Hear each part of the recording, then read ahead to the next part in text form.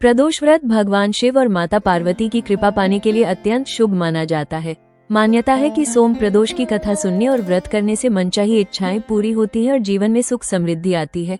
तो आइए सुनते हैं प्रदोष व्रत कथा। पौराणिक कथा के अनुसार एक नगर में एक ब्राह्मणी अपने छोटे बेटे के साथ रहती थी। उसके पति का देहांत हो चुका था और परिवार के पास कोई साधन नहीं था। वो रोज अपने बेटे के साथ भिक्षा मांगकर किसी तरह जीवन यापन करती थी। कठिन परिस्थितियों के बावजूद वो हर महीने श्रद्धा से प्रदोष व्रत रखती थी। एक दिन जब ब्राह्मणी भिक्षा मांगकर घर लौट रही थी तो उसे रास्ते में एक घायल युवक मिला। दया दिखाते हुए वो युवक को अपने घर ले आई और उसकी सेवा करने लगी। वो युवक दरअसल विदर्भ राज्य का राजकुमार था, जो युद्ध में अपने दुश्मनों से बचकर भागा था क्योंकि उसके पिता को शत्रुओं ने बंदी बना लिया था।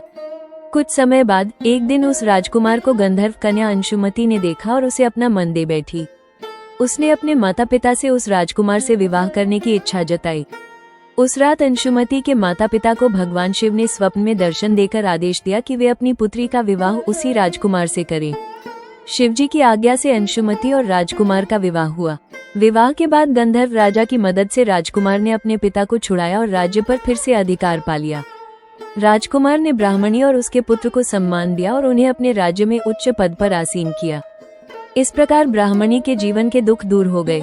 ऐसा माना जाता है कि सोम प्रदोष व्रत के प्रभाव से भगवान शिव हर भक्त की मनोकामनाएं पूरी करते हैं और जीवन में सुख, शांति और समृद्धि का वरदान देते हैं। ओम नमः शिवाय। हमारा प्रोत्साहन बढ़ाने के लिए कृपया हमें लाइक और सब्सक्राइब करें। धन्यवाद।